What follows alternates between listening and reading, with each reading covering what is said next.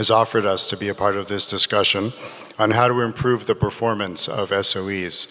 And we had a really excellent meeting with the DG and his team, the colleagues who presented a couple of weeks ago. And I think the presentation is really indicative of the excellent work that they're all doing on this in SIGA.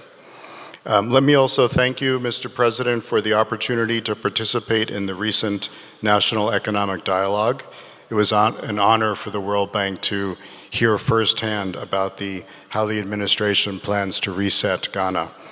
Today's event is a further testimony of your resolve to accelerate the reset agenda as outlined in the dialogue, and also Minister Forson's budget speech earlier this week. And I assure you of the World Bank's partnership and support in this journey.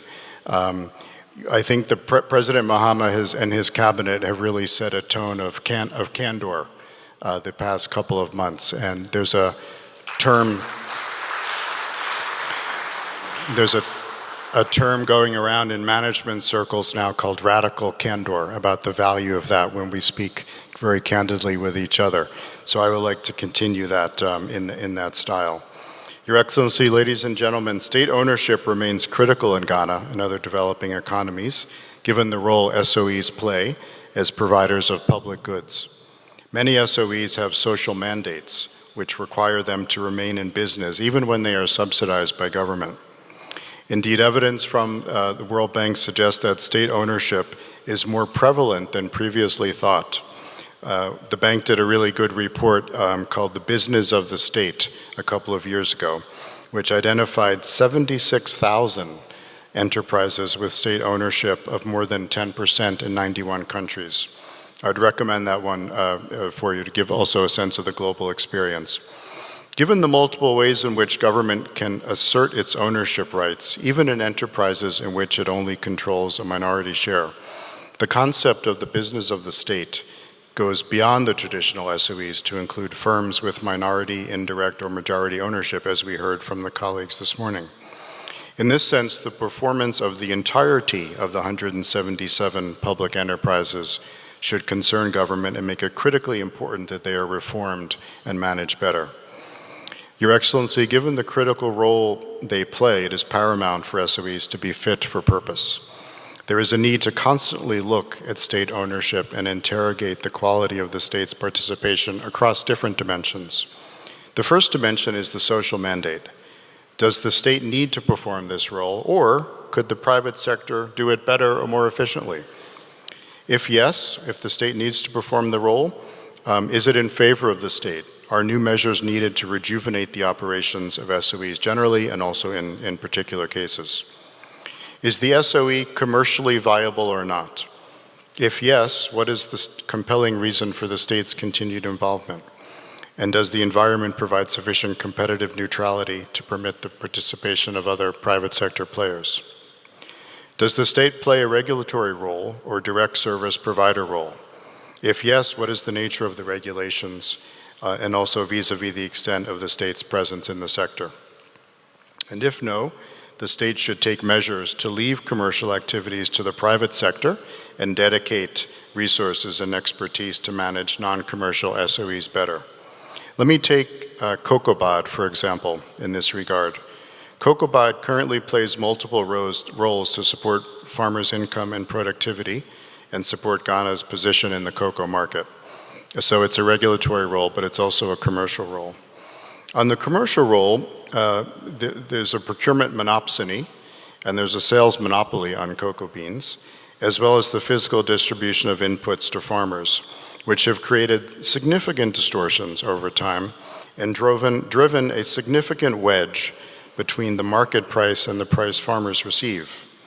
The results are clear, a vicious cycle that undermines Ghana's position in the cocoa market. Cocoa production has dropped nearly 50% over the past 3 years. Many countries in Latin America and Africa are ramping up production to fill global demand. I used to work in Latin America before I came here for this job, and I can tell you firsthand, countries are seeing this and looking to take advantage of it. So there's really no time to waste. Existing forward sales contracts locked in lower prices than current market rates. The potential impact for this season could be as high as $1.3 billion US dollars of foregone revenues for COCOBOT and the farmers due to these rolled over contracts. Select document type, take a photo, take as many shots you need to look perfect. Application will automatically adjust the photo. Get printable copies on email or high-quality paper version.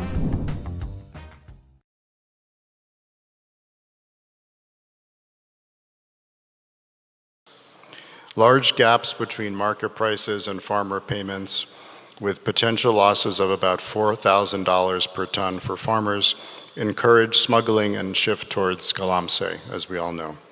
It's therefore critical for a comprehensive and holistic look at the cocoa sector, including unbundling and rationalizing the responsibilities of COCOBOD to allow private sector participation in procurement and sales of cocoa beans and inputs to farmers, and reforming COCOBOD's governance structure to strengthen its regulatory and enabling environment functions. Your Excellency, the second dimension is financial and operational sustainability of SOEs. As we all know, we've heard now this morning, SOEs have been a burden on public resources in Ghana. I'm asking my team to look where we're working in many of the sectors with you to try to support you in the particular sectors. We're already working quite a lot on COCOBOD and ECG, but also water. Ghana Water, I think, is another one, which clearly needs some support.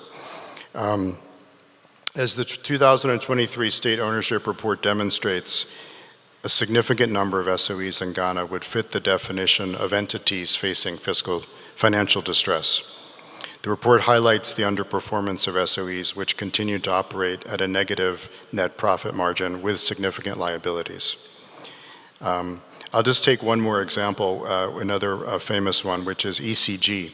Which together with Volta River Authority and the Northern Electricity Company account for approximately 63% of these liabilities that have been identified. ECG total debt of Ghana cedis 68 billion, unpaid legacy arrears at the end of 2022 were 1.3 billion USD.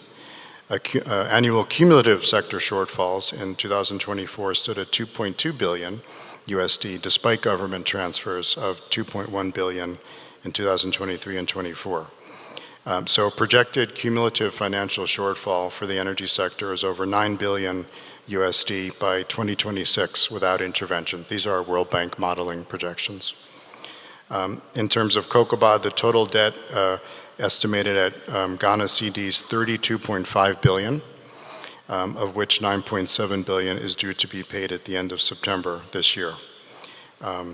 The performance of SOEs thus needs to be enhanced now more than ever. So again, I'm really excited the government is doing this, and we're very happy to help every step along the way. Improved distribution of operations and strengthening billing and collections through enhanced internal customer and meter management systems and deploying smart prepaid meters in the energy sector is also critical, and we're working with the government on supporting that as well through a sectoral project. In this respect, Excellency, I'm pleased that under your leadership, the government has made it clear that it intends to undertake difficult reforms, such as those in ECG and COCOBOD. A comprehensive reform is really what's needed in ECG in terms of reducing aggregate technical, commercial, and collection losses. Your Excellency, the bank has been deeply invested in improving governance and financial and operational performance in SOEs around the world, and we're very happy to bring this experience as well here. Among Latin American countries, for example, Chile has been a trendsetter in corporate and public sector governance, particularly in terms of promoting the role and independence of boards of directors. Uruguay has focused on improving SOE performance through use of performance contracts, as has South Africa. So in the case of Uruguay, management agreements are set, clear objectives and performance targets are then monitored by the Ministry of Finance to ensure that those are met. Closer to home, in Gambia, the National Water and Electricity Company has since 2017 pursued reforms and achieved good results. For example, reducing transmission losses from 28% in 2015 to 20% in 2020, reducing blackouts and improving bill collections. In Senegal, with World Bank support, the energy utility company, Senelec, recent recovery rate improved from 79% in 2013 to 82.7% in 2022. And bill collection rates have improved from 79% in 2013 to 98.8% in 2022. Can ECG be as good as Senelec? Of course it can. Of course it can. All it will take is strong leadership and good governance, and I believe that's what we have now. Excellency, SOE sector reforms require strong measures, such as improving the SOE's corporate governance, namely, strengthening autonomy and accountability and professionalizing the composition and operations of the boards of directors.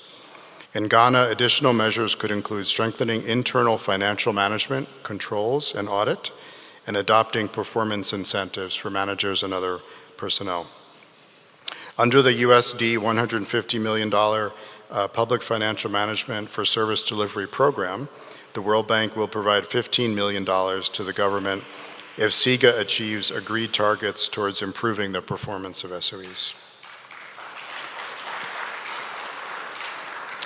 The successful preparation and publication of the 2023 State Ownership Report is the first important milestone under the program, and I'm confident that there will be more to follow, including the finalization of the proposed performance evaluation of the 16 SOEs that SIGA has identified.